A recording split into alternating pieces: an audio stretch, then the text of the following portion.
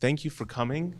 My name is Joel Elisea. I'm an assistant professor of law here at the Catholic University of America's Columbus School of Law and the co-director of the Project on Constitutional Originalism in the Catholic Intellectual Tradition.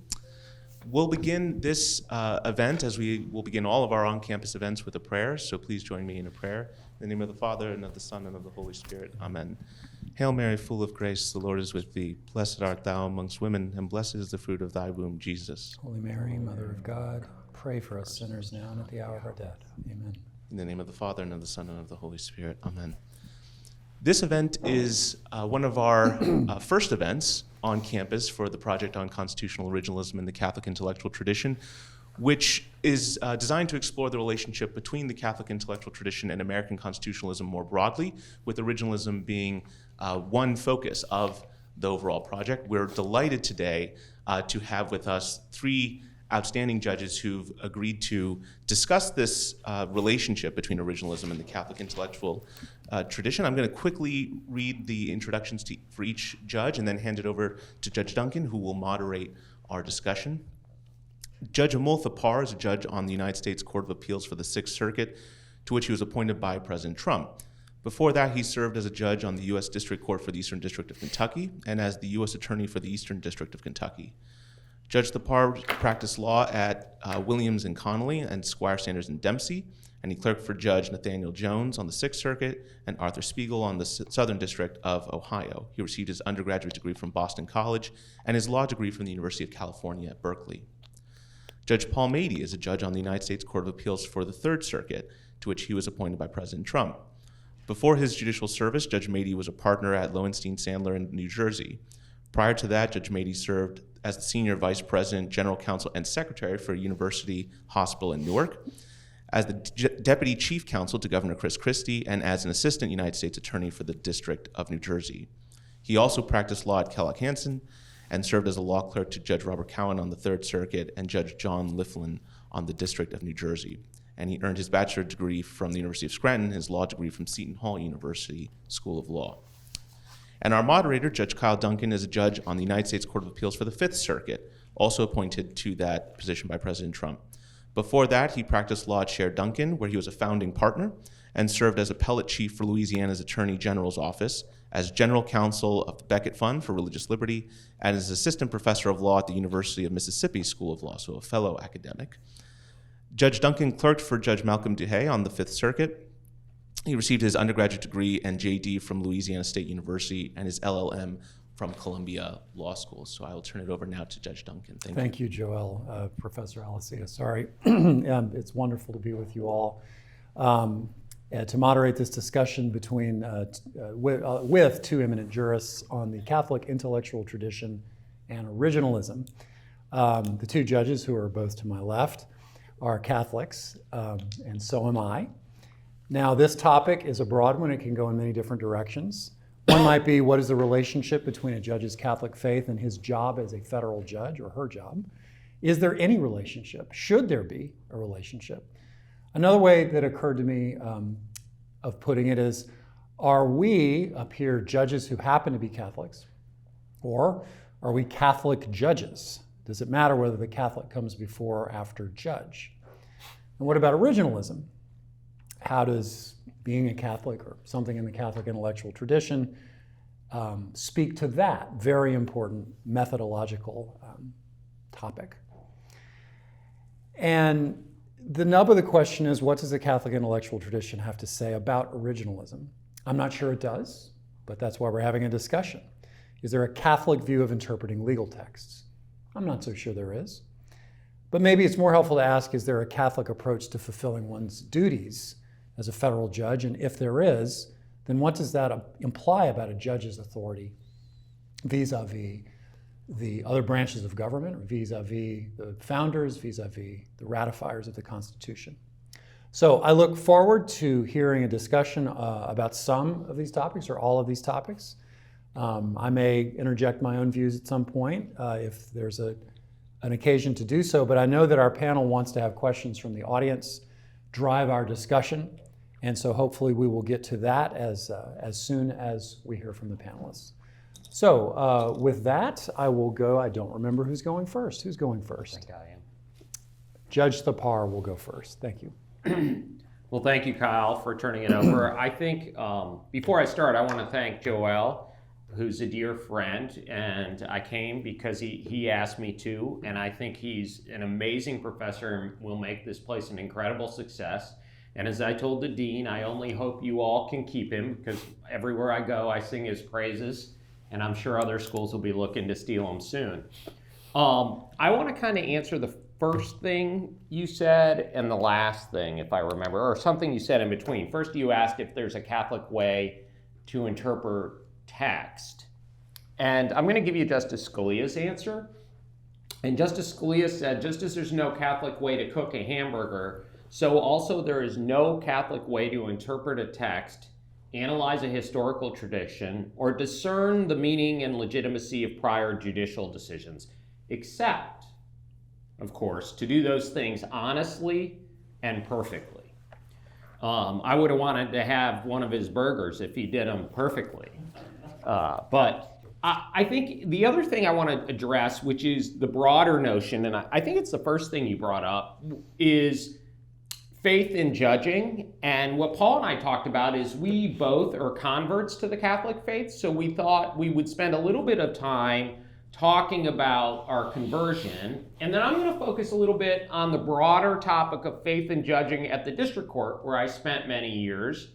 And Paul will then focus on the appellate court. And then I hope to weigh in on another one of your questions, which is the Catholic intellectual tradition and originalism, but I'm going to do that during the Q&A, hint. So I'll get started with that.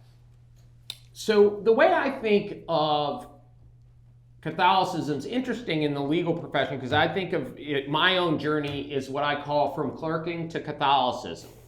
And when I started clerking for Nathaniel Jones on the Sixth Circuit, I had this amazing judicial assistant, and her name was Marcia Carter. She was the judge's judicial assistant. I wish she was mine. And she is a dear friend and somewhat of a mentor to me, and remains a mentor. And at the time, I was a Hindu, not a practicing Hindu, but she talked to me a lot about Christianity. She said she was going to save my soul, just like the judge was going to save my legal mind. He didn't accomplish that. He was appointed by Jimmy Carter. But I think she accomplished her goal, I hope. And she gave me something that remains on my desk today, and it was a little plaque. And it said, it's Jeremiah 17:7. But blessed are those who trust in the Lord and have made the Lord their hope and confidence. And that plaque had so much meaning to me when I left the clerkship, because of how much time she spent with me talking about the importance of Jesus Christ in the Bible and other such things. Another one of my co-clerks turned me on to an Indian preacher, of all people, named Ravi Zacharias, and I started listening to him. And through that journey, I came to Christianity. And I became a non-denominational Christian. During this time, I also met my wife, and she was Catholic. And so we got married. I refused to convert to get married because I was still struggling with Catholicism. So what happened then? Well, we had our first child, and she got pregnant with her second, and she informed me that on Sundays, her and the kids would go to Catholic church. They would take Catholic communion, and I could either be a part of this family, or I could explain to the kids why I don't want to be a part of the family. So I went through RCIA, as you can imagine, someone that didn't believe in many of the tenets of the Catholic faith, challenged everything in RCIA, drove everyone in my class crazy, and hopefully we all became better Catholics as a result of it. But that was my journey to Catholicism. It's really that I got there because of my wife. And of course, my faith in judging starts with my wife as well. And so I became a district judge down the road many years later, or a few years later. And as a district judge, I would sentence people on Mondays and Tuesdays.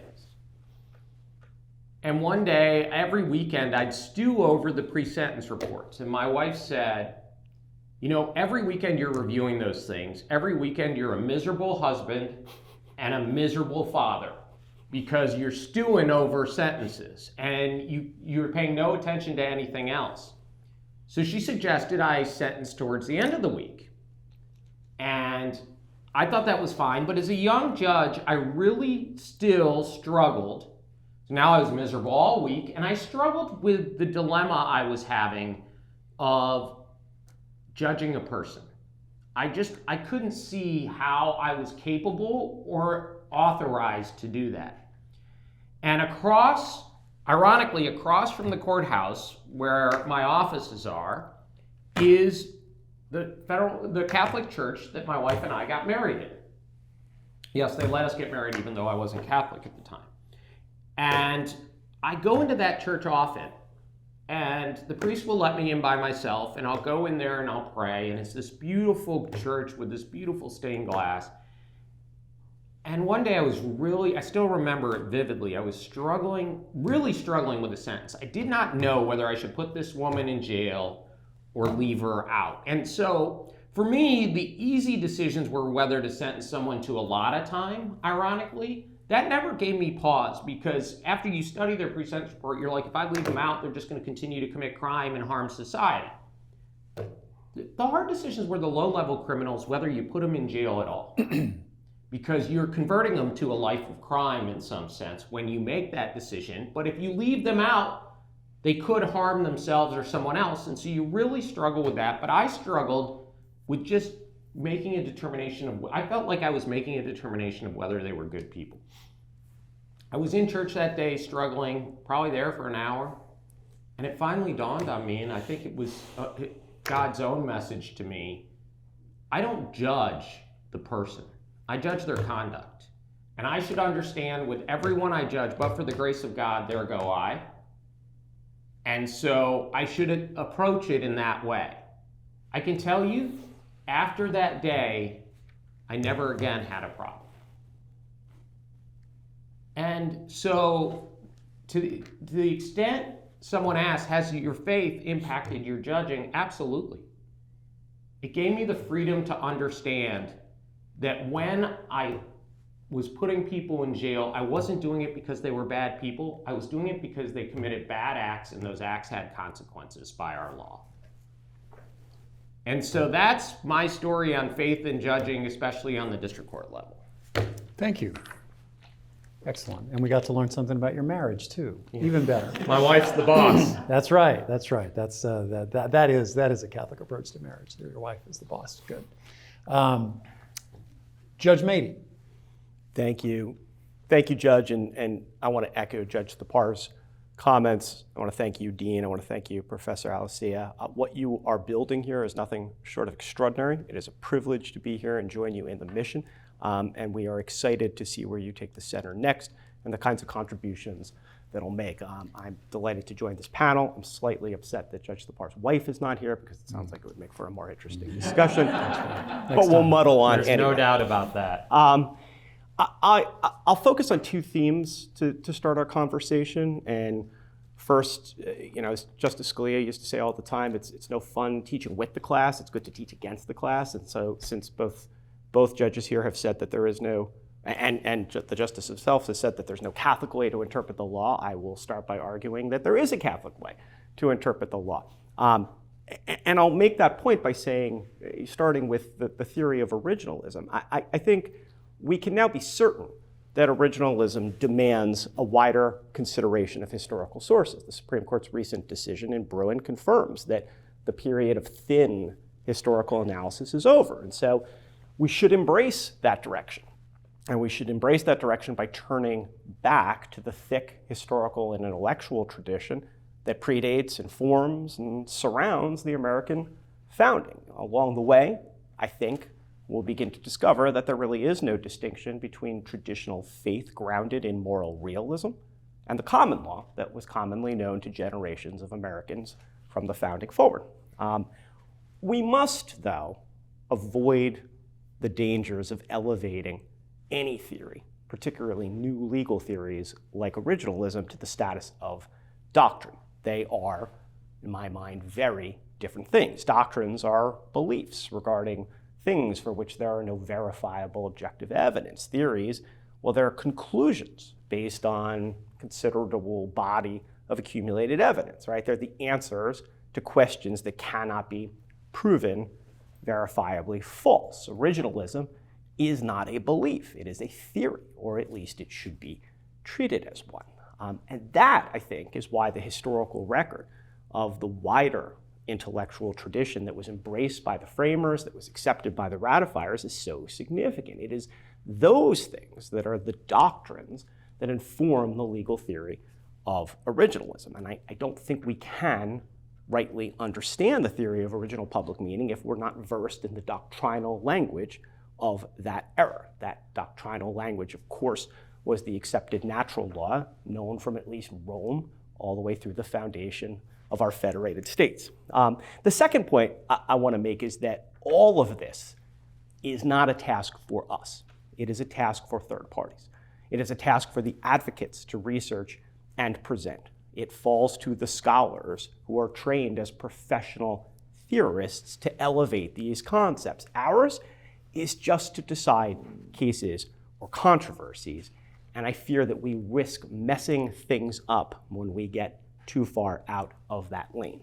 I want to remark first, though, on picking up on Judge Thapar's tremendous story of my own personal experience to the church, and I'm so delighted we are having these conversations. We talk about wanting to have more judicial humility, more judicial restraint, more honesty. Well, that starts by being human and sharing these kinds of moments. It's not always easy, right, to be honest about who we are and where we've come from.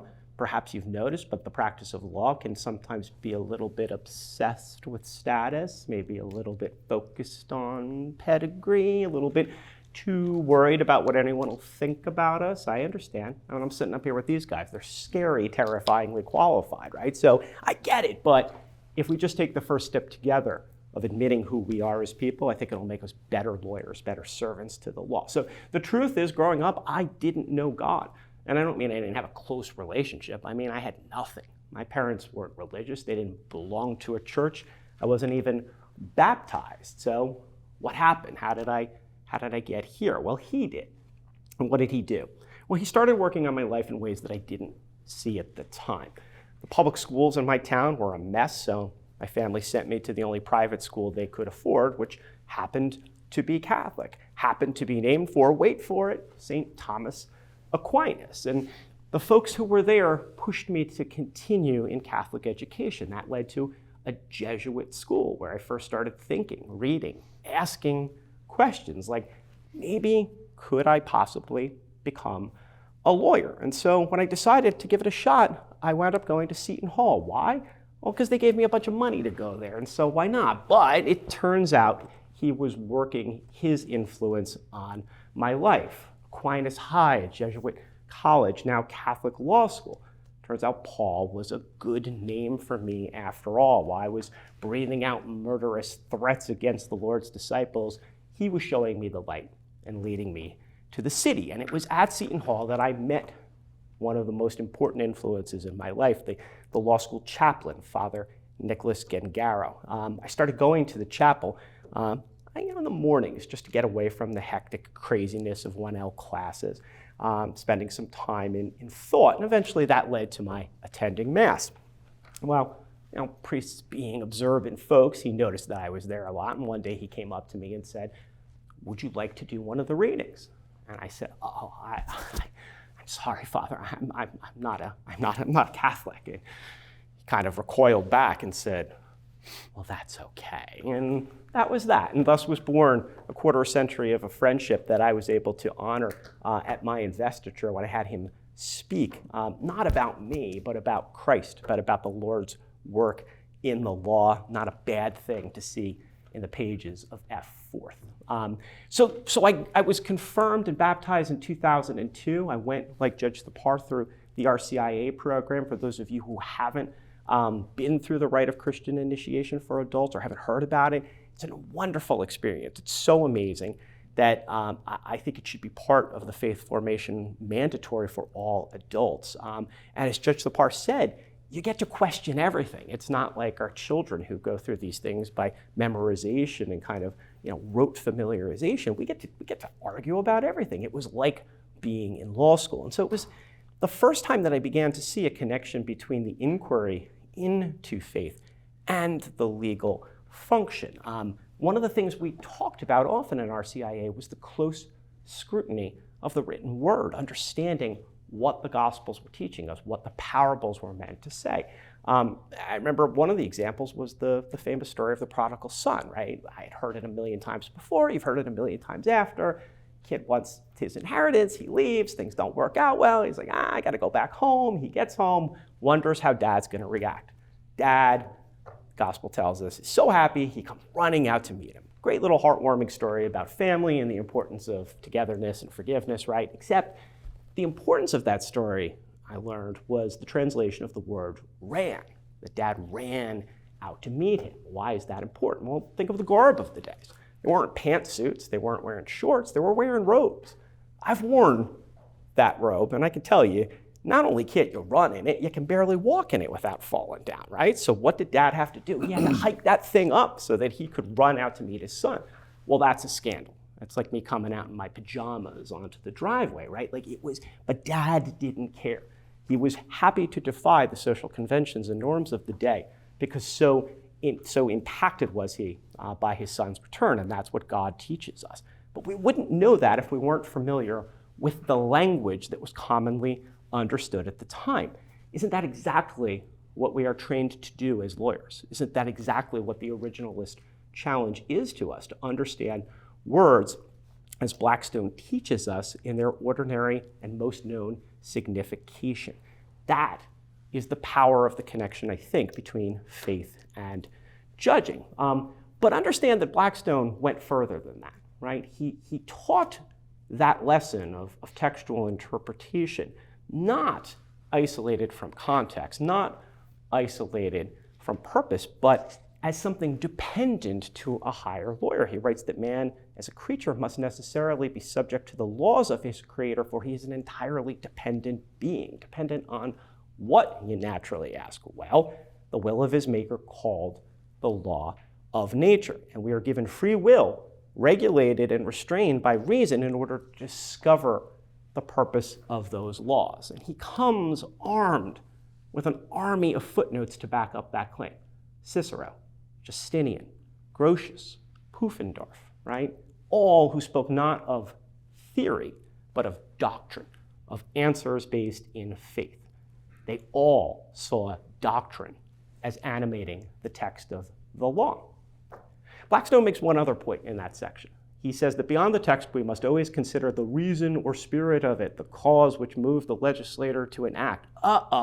We think as originalists, that's not what we're supposed to do. We don't hear anything about that in positivist circles.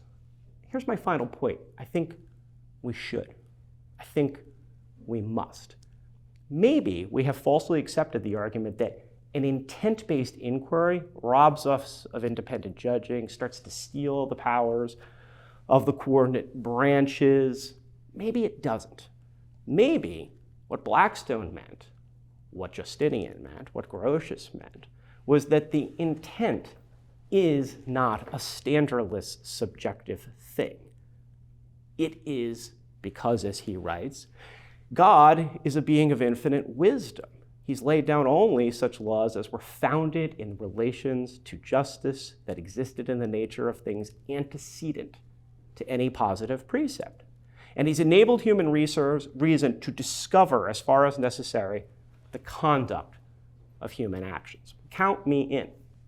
God has enabled us to reason and discover the doctrine necessary for the conduct of human actions expressed in the posited law. That's not a road without a map. That's a path that begins with the text as ordinarily understood by the people when adopted, a people who reached for and relied on the intellectual tradition known at and before the founding. We simply cannot practice originalism without history, and we can't honestly inquire into legal history without engaging the natural law foundations against which Blackstone argued depend all human laws.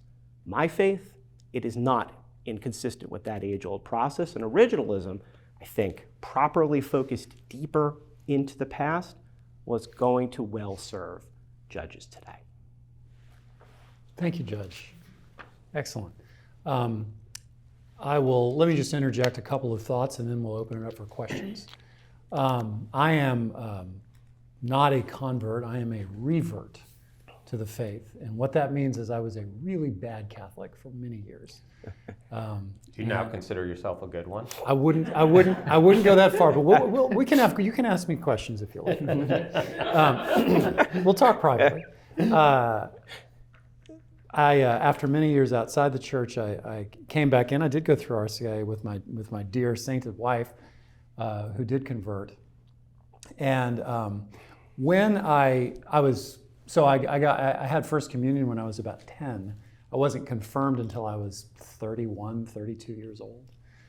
And I was a law professor at the time at the University of Mississippi, which is where we came into the church or back into the church. It was 1 week before Pope St. John Paul II died. And I chose as my patron saint, St. Thomas More. I would say, although what Paul says is very interesting, and I look forward to discussion about the ideas of the Catholic intellectual tradition informing judging, forming a view of originalism, what has meant more to me as a judge is the example of the saints. So people over ideas, and in particular St. Thomas More has meant a great deal to me. I have returned often to his writings. Dialogue of Comfort Against Tribulation is one of my favorites. One of his most popular biographers is Peter Ackroyd, and I've returned again and again to what More wrote and what More said about his life in the law and in politics and as a judge. More was a kind of judge as well. And I'll just touch on one thing that More has meant a great deal to me. I've given this talk at a Red Mass in two different times about how More helped me through the nomination process, which was no fun. But More was a great example of how to deal with people who are attacking you and people who are trying to twist your words. And that I wasn't facing execution, but I was facing a kind of public humiliation, and More was a great help in that. So Judge Matey mentioned something about humility, and More has always been an example to me of humility in judging. And judges, Article 3, federal judges, high status, a lot of power. What would More have said about the power that federal judges wield? Well, when Pope Pius XI canonized More in 1935, he said, More knew how to despise resolutely the flattery of human respect. When St. John Paul II proclaimed More the patron of statesmen and politicians in 2000, he said, More witnessed even at the price of his life to the primacy of truth over power. So More's biographer writes that More was the Lord Chancellor of England. I guess it's kind of like the Attorney General and White House counsel and Chief Justice of the United States, all rolled into one. Very, very powerful. But he writes, under the gold chain and velvet doublet, you've all seen the famous Holbein portrait of More. Under the gold chain and velvet doublet, More wore a hair shirt, which chafed and broke his skin. More, when he was in the Tower awaiting execution, he wrote in the margins of his prayer book a psalm of detachment, and it begins like this: Give me thy grace, good Lord, to set the world at naught, to set my mind fast upon thee, and not to hang upon the blast of men's mouths. It's interesting, being a judge, you have all this power, people salute you in the marketplace and offer you the best seat at the table, right? Like the Pharisees. And it is up to us to resist that resolutely. And More helps me try to do that. I don't wear a hair shirt, but maybe, there's always time. I'm not sure where to get one. But being a federal judge is one of the. I know Amul and teaches about the Anti-Federalists, and I've sat in on something about the Anti-Federalists. When the Anti-Federalists were protesting the Constitution, Brutus wrote about these people, these federal judges, and what were they going? They were given what, life tenure, unreviewable, and he said, quote, "Men placed in this situation will generally soon feel themselves independent of heaven itself." So I remember more who knew the difference between God and men, who knew the difference between divine law and human law. And that's been sort of even above and beyond any intellectual ideas of which the Catholic tradition is rich. Moore's example has been a lesson to me. I can't say that I hope I end up where Moore did. Well, I hope I end up a saint. But I guess, what did Flannery O'Connor say? I'm not sure I can be a saint, but I could be a martyr if they killed me quick. But Moore is wonderful, and I commend to all of you his writings and books about him. And I love the play. I don't know how historically accurate the play is, Man for All Seasons, but it sure is a great play. Having said that, shall we open it up for questions? Can I say one thing about Brutus since you brought him up? Sure. Since I love Brutus. I like Brutus too. So Brutus, what led up to the quote, the great quote that Judge Duncan just gave, is Brutus talking about how if judges don't adhere to the text and meaning of the Constitution, they will soon rule consistent with the spirit of the Constitution. And once they're ruling with the spirit in mind, they will soon find themselves below no power, not even heaven itself. And in response, Hamilton promised in the Federalist Papers that no, judges would rule consistent with the meaning of the Constitution. And so for those that say that originalism is a new creature of the 70s, I push back, because if you go read Brutus and Hamilton together, as you should, just like judges don't read one side of the briefs, you shouldn't just read the Federalist Papers, no matter what your professors or others tell you. You need to read the Anti-Federalists. You will understand the debate and what they understood, how judges could get unmoored and out of their lane. And we'll come back to that in some of the conversations. On humility, I just got to add two things for judges. So one is, when I got my first bad grade in law school, I went to see my professor. I was devastated. My professor said, and I want all of you to take this to heart, Amul, don't worry. A students become professors, like these gentlemen. B students become judges. And C students become millionaires. So I got a B, here I am. The second thing is, back to my wife, because you will see that many things revolve around her in our house. When I was a federal judge, I was a very young federal judge, so I had young children. And I became a federal judge at 37, 38, and I came home one day, and my 5-year-old, who's now 18, I thought, boy, his room is a disaster. It's a mess. He needs to clean it up. So I said, Nick, and he walked in. I said, you need to clean up your room. And he said, you're not the boss of me, Mom is. And so I think kids keep it in perspective and other people keep it in perspective. But to those people who think judges got some kind of exalted status that they've earned, that's not true. We're just normal people. That's why we give our stories about our faith. We're no different than anyone here.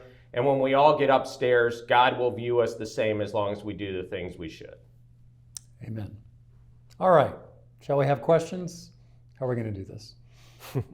Volunteers, please. And ask us anything, but even better if it's about the topic. Unless it's baseball. Yeah. Mm-hmm. Yeah. Or baseball. We're happy to talk about that too. Not the Bengals, though. Yeah. Oh, man. I'll get us started while we wait for others to Really, formulate. students? Yeah, I thought we were done with law school. Professor. All three of you discussed the role of faith in your vocation as a judge. I wondered to what extent your faith plays a role in how you view your oath in particular, right? That this is a major theme of recent originalist scholarship, the role of the oath in perhaps justifying originalism. If you want to discuss oath theory and originalism, I'd love to hear what you have to say about that. But my question is specifically about the extent to which your faith plays some role in how you understand your oath. Who would like to take that? I could start. ahead. So yes, very much so. There are very few oaths you take in life that are more important. Obviously, your oath in marriage, your oath to the Lord, and then for me, the next one's this oath. And it seems to me one of the presumptions of originalism is twofold. Well, there's two presumptions. One is that the Constitution itself is a document to which you can take an oath, because we take an oath to this Constitution. This Constitution, to me, means the written concepts. We have a written Constitution that has to mean something. So I have to be comfortable when I take this job that in order to give that oath to the document itself, to the words, concepts, structure underlying that document, that I can do it, that the document is inherently good.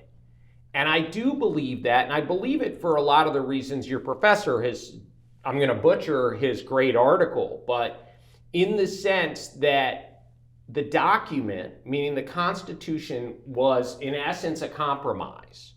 And it was a compromise of separating the powers. The most important part of the document is the separation of powers. As Justice Scalia said, North Korea has this amazing constitution and all these rights, but they mean nothing without the separation of powers.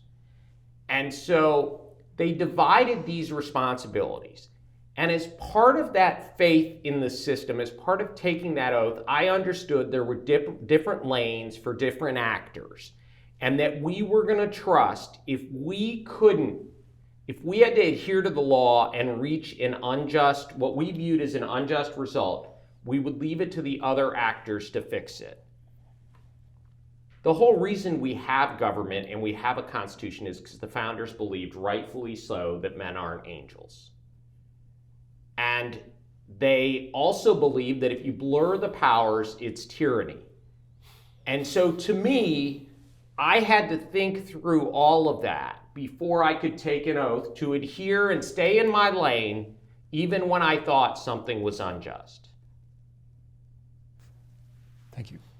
Want to add anything to that? Yeah, absolutely. I mean, I think the importance of the oath is in its public pronouncement, right? It is no different in that sense than a written document. It is an announcing to the world that you will honor or abide by certain restraints on your otherwise unbridled conduct. So whether you take that to God or to a spouse or to the people, what you're doing is publicly announcing what your future intent is to do. I mean, that's why the written word, the publication of thoughts is so significant. It's the reason why, the people way back when got very upset in the Roman Republic that they didn't know what the law was, and they demanded that it put on some tables. And then those 12 tables came out, and people said, "That's what the standard is? We had no idea what was going on here." And things started to change rapidly after that, right? So too, as Judge Thapar says, the enormous benefit of a written constitution with its clear separation of authority is that it creates a predictable and public standard by which we are all bound. It removes the license we would otherwise have in a free-ranging civil system where the authority of interpretation was not grounded in anything positive, right? And so that to me is the significance of the oath, that we are sharing it publicly. It is not some sort of private promise to do our best. It's a hand raised before heaven that says, I'm going to follow these rules. And it's not something you should enter into lightly, because it's going to determine how it is that you make determinations. Well, I agree with all of that. And we didn't work this out ahead of time, just to be clear. But the third point that I typically make when I talk about Moore in my Red Mass talk is that his care with words, and I see that most clearly in his treatment of the oath of affirmation. which of course, as you know, it's either the oath of supremacy or the oath of affirmation, the one that he refused to take that resulted in him getting imprisoned and executed. And in the play, at least, and I think More said something like this. More is given the oath, it's presented to him, and his first reaction is to say, what is the wording? And his son-in-law and his daughter react as if he is straining at irrelevant details. What does it matter what it says? We know what it means. And More says, no. It will mean what the words say, because an oath is made of words. And then he says this beautiful thing, and I hope More said this in reality, but it's so beautiful in the play. He says, when a man takes an oath, Meg, his daughter, he's holding his own self in his hands like water. And if he opens his fingers, then he needn't hope to find himself again. Now, are our oaths as federal judges of that magnitude? In a sense, they are. I mean, in our society today doesn't think much of promises, be they promises that are made to business partners or promises that are made to spouses. And there are not many occasions in life when we stand up in front of people and say, I swear. We give testimony. Not many of us give testimony. We had to give testimony at a confirmation hearing, and we had to swear, before God that we would tell the truth. That made a difference as to sort of how I weighed my words. And when we swore an oath to this Constitution, to uphold this Constitution, not some other Constitution, but this Constitution, the Constitution that was drafted and promulgated and ratified by specific people at a specific time who had a specific understanding. Sometimes it's difficult to get back to what that specific understanding was. But it's this Constitution, not some other Constitution that we might hope, not the German Constitution, not the Italian Constitution, but this Constitution. And I think that means, now I know in your good article you say that the oath argument for originalism doesn't quite go deep enough, and I tend to agree with you on that, but it goes a good way for me. And I also have to interject that I was really amused that you said, I was just reading your article yesterday, as I said, that you think Madison was wrong when he said, if men were angels, they would not need government. Because angels would need government too. Interesting. But Madison's point is still holds. Men are not angels. And so they need government, and they need separation of powers. And that's why Justice Scalia was right about that. Anyway. Can I just pick up on that point, because I'm curious what your thoughts are on whether, you mentioned the oath argument as a justification for originalism. Do either of you believe we need a doctrinal basis for originalism, or could it simply be a superior methodology with which to resolve the question of determinacy in distant texts? There's all sorts of rules in the law, mailboxes, perpetuities. I know everybody's a student. It's like, not those again, right? But I've never stopped to think about whether the mailbox rule has some deep and lasting doctrinal reason. I just know that it helps for me to figure out whether or not the contract was accepted. So do we need, in your view, this theoretical foundation, or is it good enough to say it works really well and creates predictable outcomes? Good question. What do you think, Amul? I think both that it works really well and produces outcomes that the founders intended. I'll let others judge whether those are good or bad. I do think it produces good outcomes from my perspective. The originalist doctrine, I believe, is justified in numerous ways, including the way I've always envisioned it, and I would be more than happy to discuss this, is that I have the popular sovereignty view of originalism, and I believe that is the right way to think about it, but I'm more than willing to discuss and hear why that's wrong. I think Joel, in some ways, in his article, talks about the moral justification for the popular sovereignty view of originalism.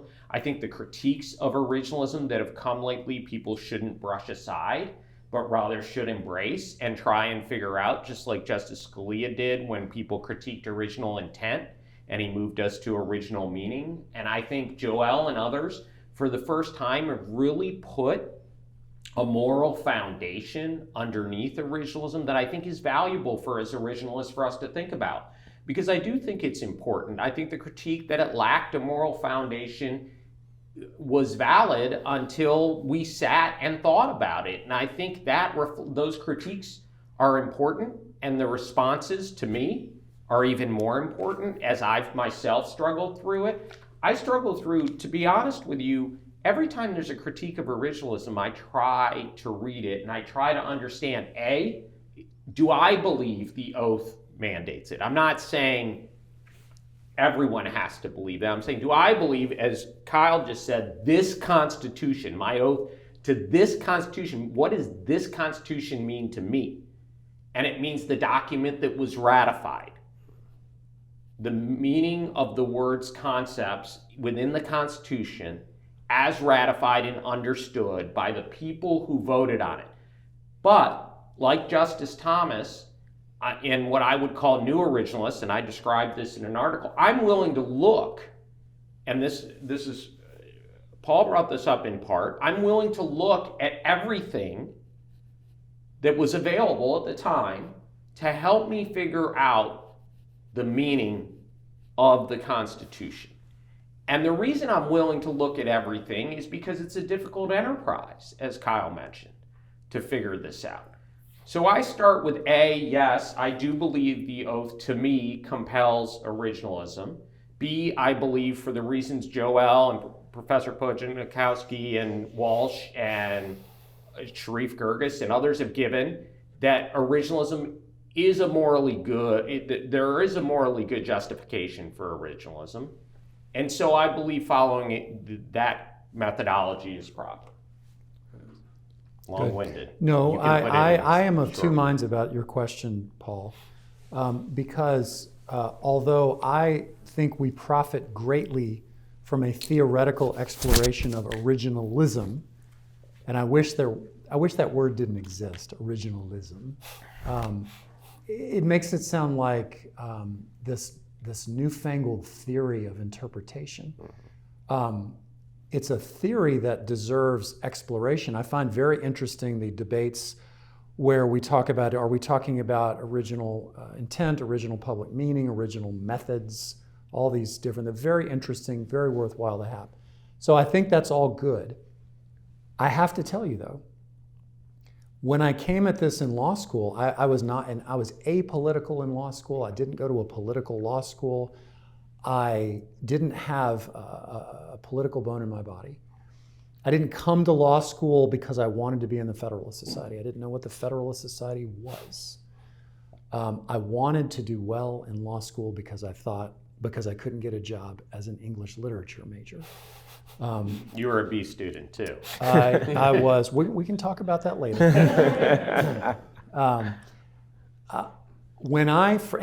But to be fair, I had very good constitutional law professors.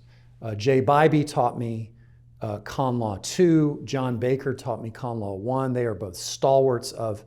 They're both originalists. They are both stalwarts of the Federalist Society. Jay Bybee is now a senior judge on the Ninth Circuit, who I admire very much.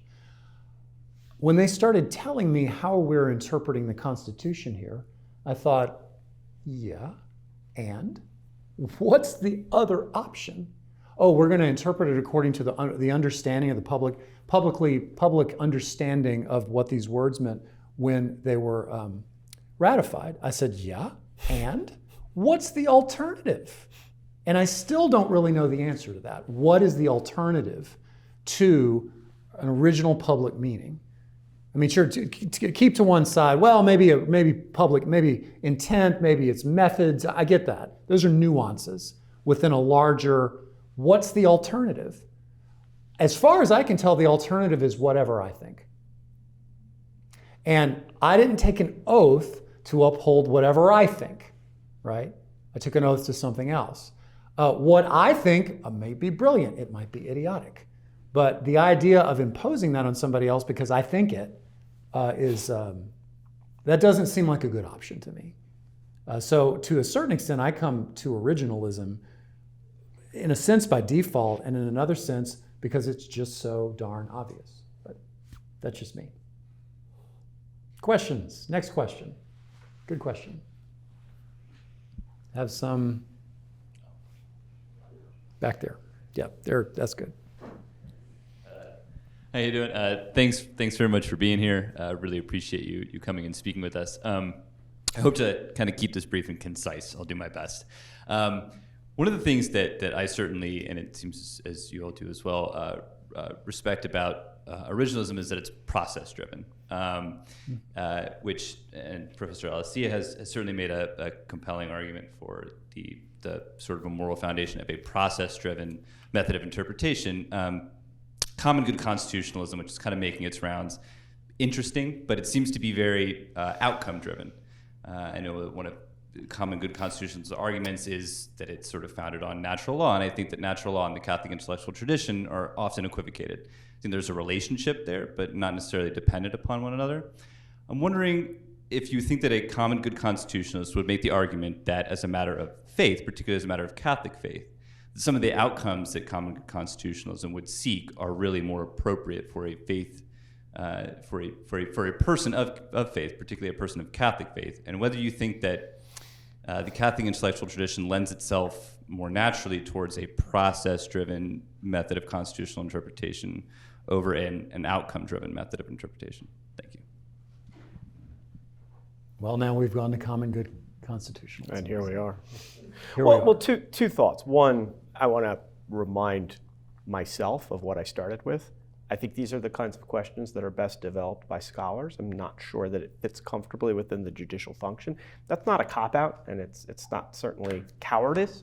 I know what our job is and what it isn't. And so when we look at the progression of originalist theory from Bork's early utterance in the Indiana Law Journal to last week's theories about methods and public meaning, that 40 plus years, it was driven by scholars, it was driven by the academy, and so we do well to let that debate play out, take what we can from it in deciding cases, but be mindful that that is not our primary responsibility.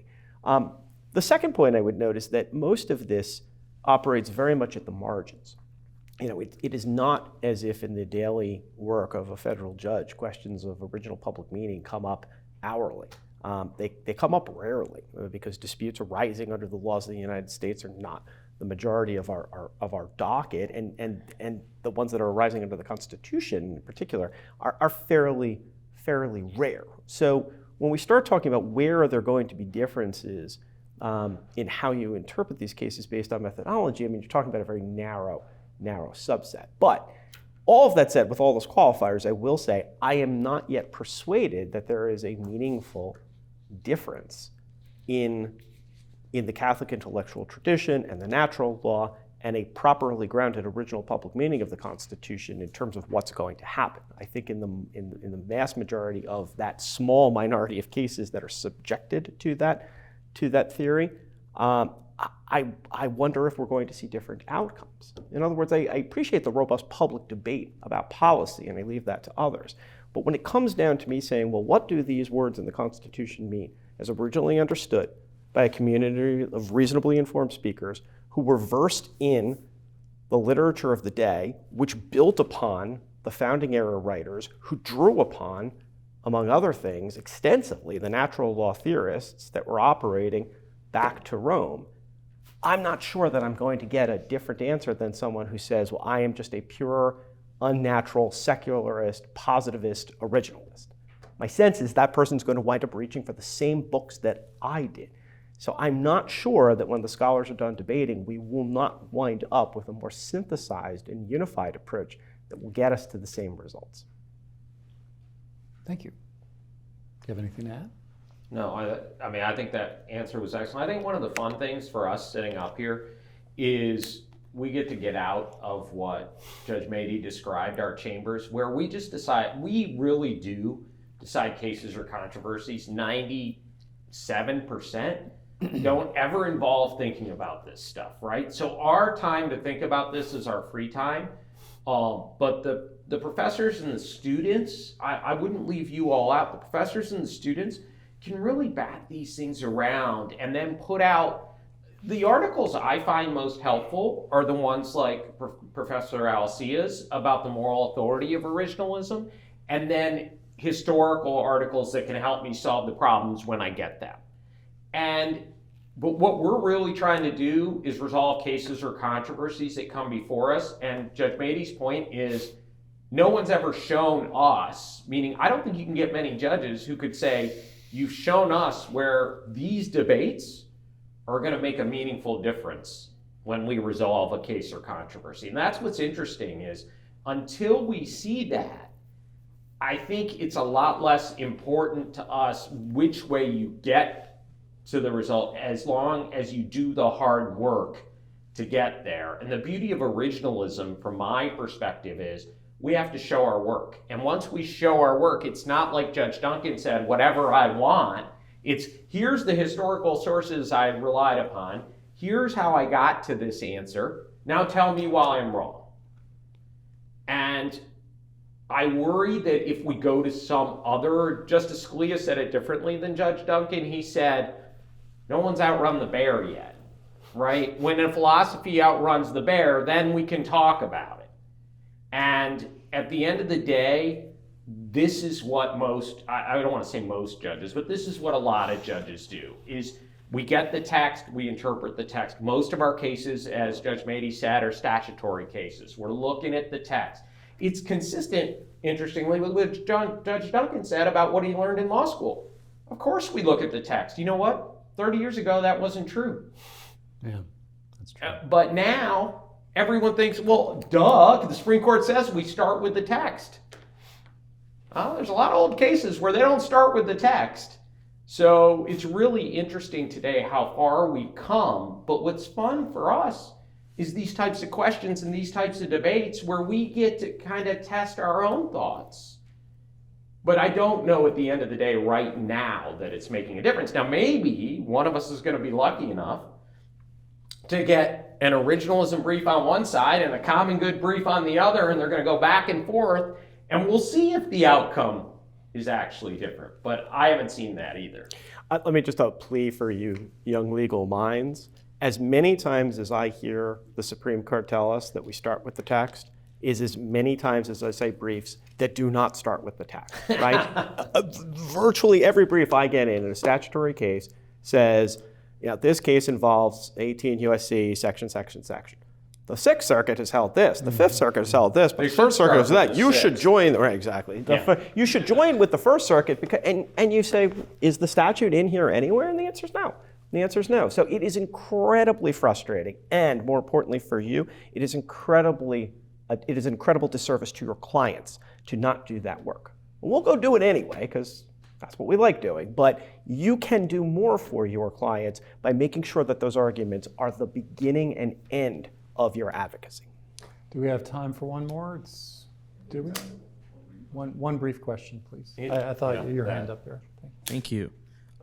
When considering cases that involve new technology that couldn't have been fathomed by the founders when they created the relevant constitutional amendment, how do you grapple with that seeming lack of direction while also looking at the case from an originalist perspective?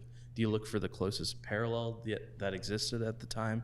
And what do you do if there isn't one? I'll start. I wrote a case called Morgan, and it's about the Fourth Amendment. And as you know, technology in the Fourth Amendment, cell phones weren't around, or the imaging technology.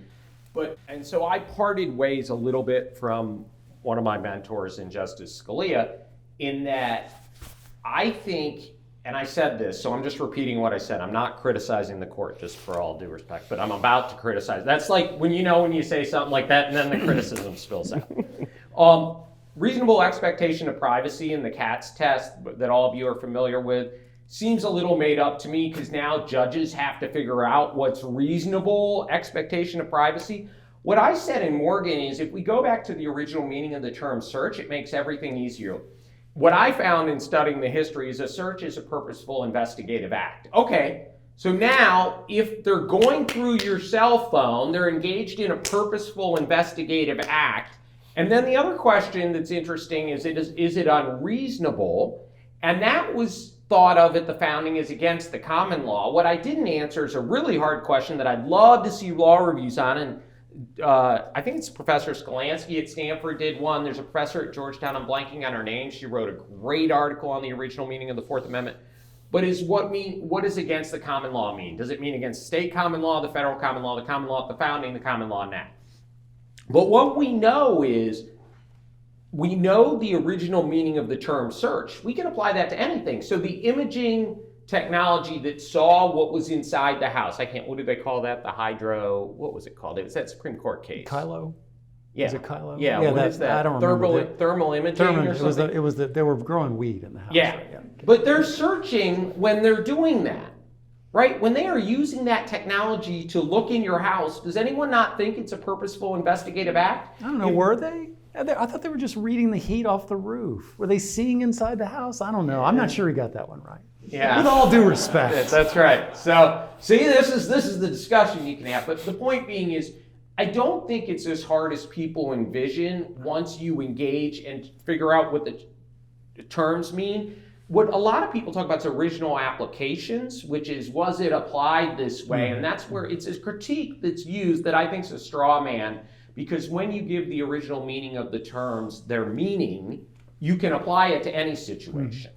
If you had a commercial dispute which involved a contract that says that the seller shall be liable for anything that is shipped in a purposefully unsafe package, and that the meaning of that phrase came up, you would not tell your client, "Oh, we're doomed. This is indeterminate. I have no idea what any of this means." You would go and look at what that language is understood in the relevant community. So too, what Judge Thapar is saying. I mean, there is more meaning in language than we often recognize when it comes to constitutional issues, but which we absolutely concede in every other aspect of the law. So one thing that always puzzles me, much as it puzzled Judge Duncan, I think, is just, well, what else would we be doing? Of course we have to look to the language as it's ordinarily understood. Anything else is not how we have ever understood the positive precepts of written law to operate.